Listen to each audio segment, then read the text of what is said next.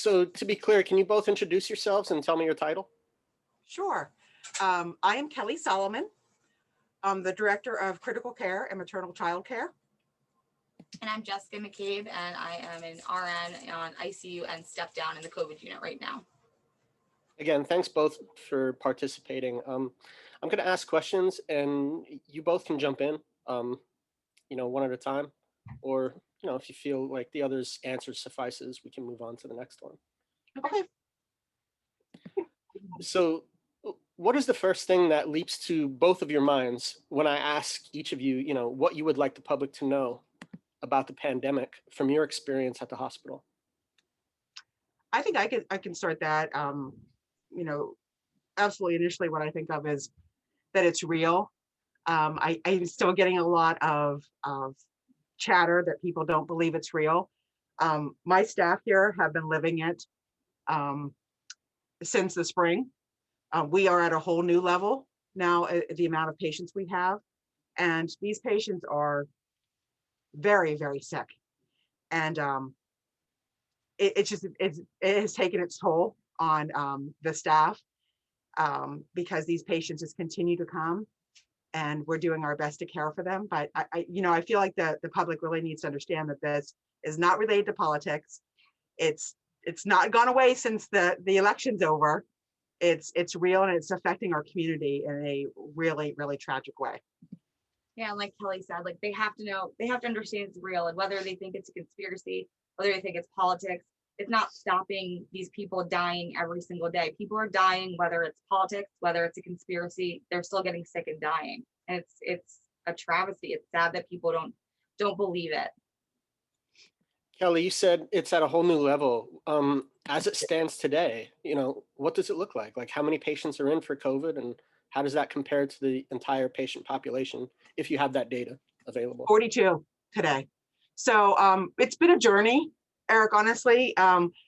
When we first started this back in March, it became very intense because we didn't have the technology and we didn't have the testing. So anybody who came in with symptoms, we automatically expected that they were a PUI, a patient under investigation, until we could get back the results. And those results were taking sometimes, yes, it was taking weeks, days upon days upon days. So we had to treat them as if they had COVID until we got a result back, yes or no.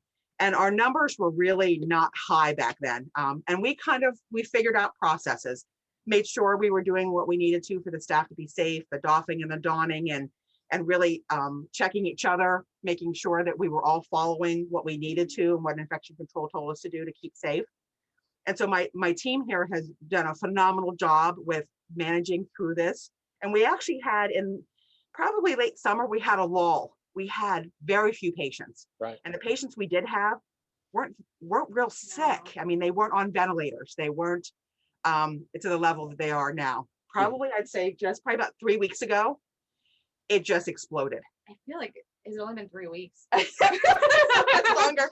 I think it's been probably about 3 or 4 weeks ago. It just completely exploded to a level we had not seen at all. So we have just expanded. So when the pandemic first started, we had made the decision to make essentially a clean ICU for patients are still coming in with heart attacks and strokes, right, but don't have COVID. So we have an area where my staff are staffing that's separate from the COVID units. We have a COVID ICU, we have a COVID step down, and then we have a clean step down. So when it first started, we were kind of stretched a little thin, but didn't have the level of patients.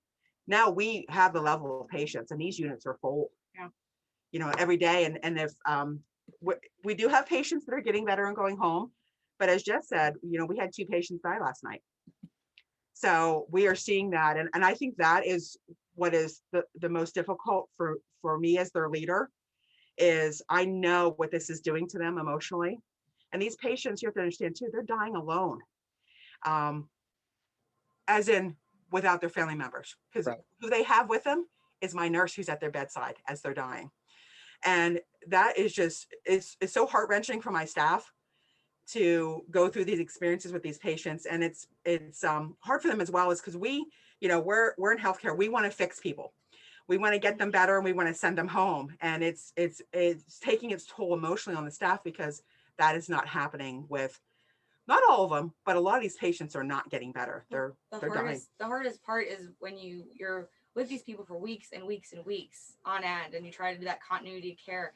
And like Kelly said, you're the only person they see. You're becoming their family. You're seeing them more than you're seeing your own family. And you're seeing them get better, you're seeing them get better, and then all of a sudden, just out of nowhere, they just absolutely spiral downwards again, and then you see them at the worst, and then you're just hoping they're gonna be able to FaceTime their mom or FaceTime their husband or wife, and the ICU is almost full. I think we might be even getting to admissions. I think we're literally gonna have one code bed for the COVID ICU. So it's like, where do you put these people? People are getting sick, but there's going to start to be nowhere to put them. And if we go back to the original question, if people don't start believing this is real, they're going to be sitting on ventilators and BiPAPs in an ER, which isn't an ideal for the ER either, and it really congests everything, and no one's going to get better. Jess, can you tell us a little bit about the type of conversations you're having with some of your patients? It's hard in a multitude of ways. For one, they're on ventilators. They can't speak. They can't let their emotions, what they have to say, be known. Some of them are on BiPAPs, which are these big masks that cover a majority of their face, forcing air. So between that and the negative pressure room, it's another thing. You're actually speaking at such an elevated volume and hearing muffled words, and sometimes they're confused, but they just want to get better. They keep saying, I'm going to get better. I'm going to go home to my family. And it's really sad when like you see them just continuing to do poorly and you know that they're not. And it's they just want to get better. And some of them, they wish, I wish I wouldn't have gone to Walmart. I wish I would have worn my mask. I wish I would have done something different that maybe could have protected myself, because now their family's without them. And have you sat with some of these patients who were taking their last breaths? Oh, I mean, yeah, Can you walk me through that experience, please? It's something you never forget,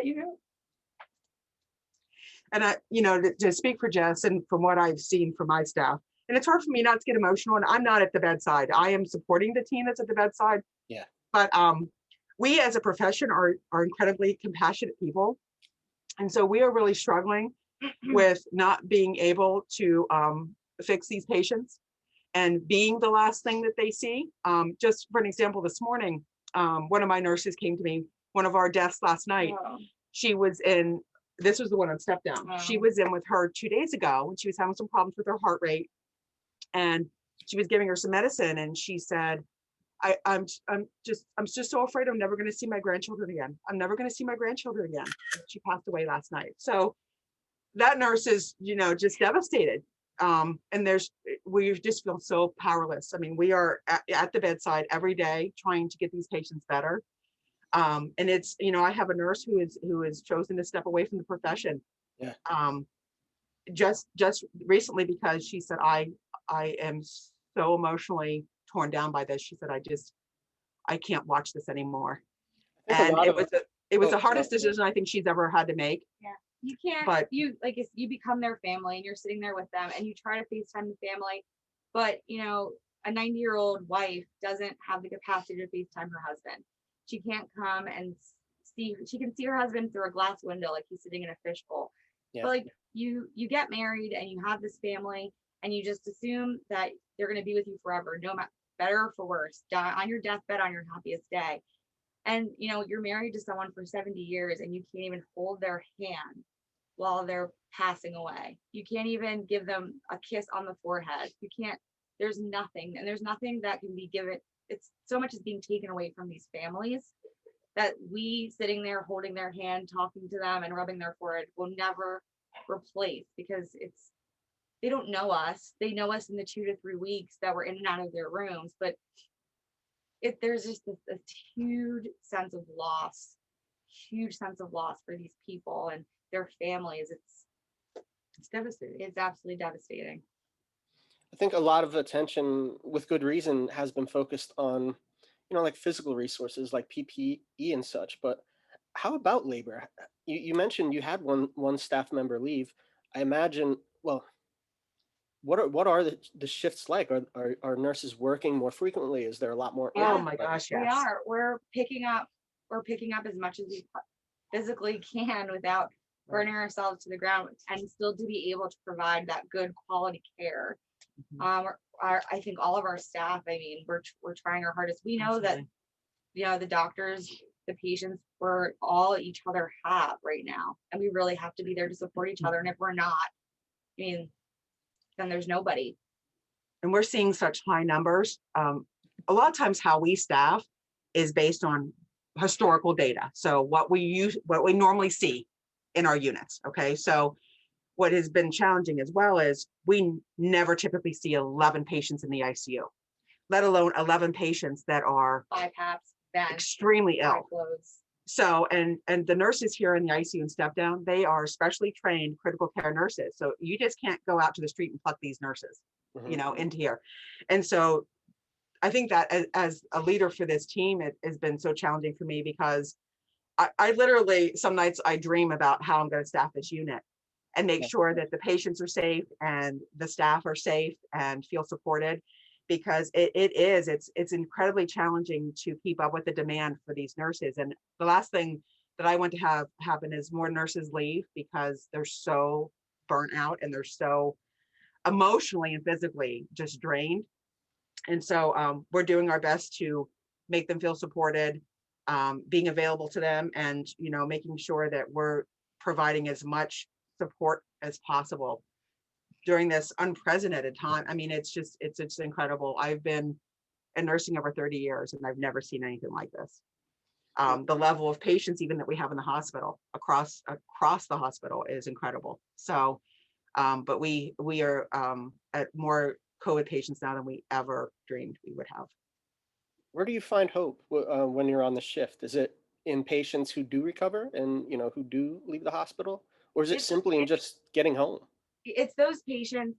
Honestly, home isn't even that. I mean, being home feels great, but my husband could never understand what we're going through. So I mean, we find hope in the patients who go home. We find hope in each other.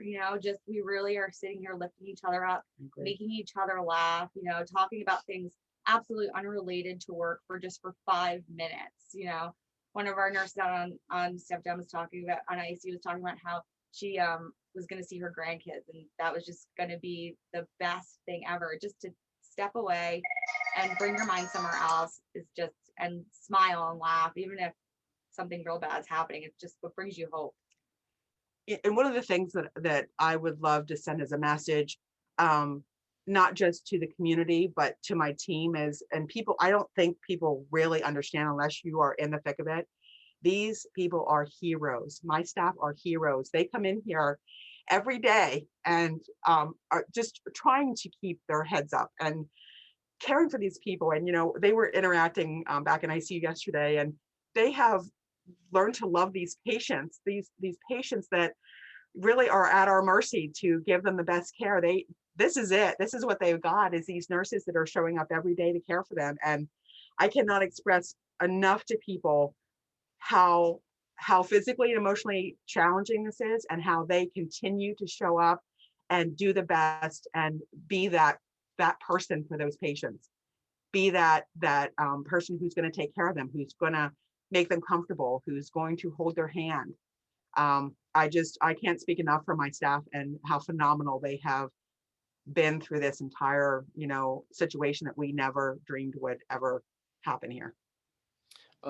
I just asked about hope, and I imagine maybe the vaccine could be part of that hope. Is there a sense of apprehension that, you and your staff are really looking forward to a vaccine finally hitting the market and being available both to yourselves, but also to the public at large? It's one of those issues that I think we've all thought about. Do we take it? Do we not take it? Is it safe? Is it not safe? We were just talking about it actually last night, right before the change of shift, and they were saying that a good vaccine will give you side effects, and a lot of the vaccines they're saying are coming in 2 steps, and that the fear is that you get the 1 step and you feel crappy, and people say, well, I got COVID from the first one, why would I go get a second one? Why do I want to put myself through that again? And they're not. My fear is they won't get the second one. They'll have this false sense of security that, oh, well, I got one, so at least I'll be okay, and they'll resume normal activity. And it will not get any better. I think we are hopeful that the vaccine is only a few weeks away for especially the people at the bedside. And as there's a certain level of anxiety about something that is so new, and what are the side effects? I think that most of us know that as this is that we're surrounded by it. It's obviously not going away, so we need to do what we can to be proactive to protect. Educate. Yes, Just and protect educate, yeah. and so I personally will be getting the vaccine if and when it's offered to me, not just for because again, I'm not at the bedside, but I'm around everybody who is. So I have been around this, since it started.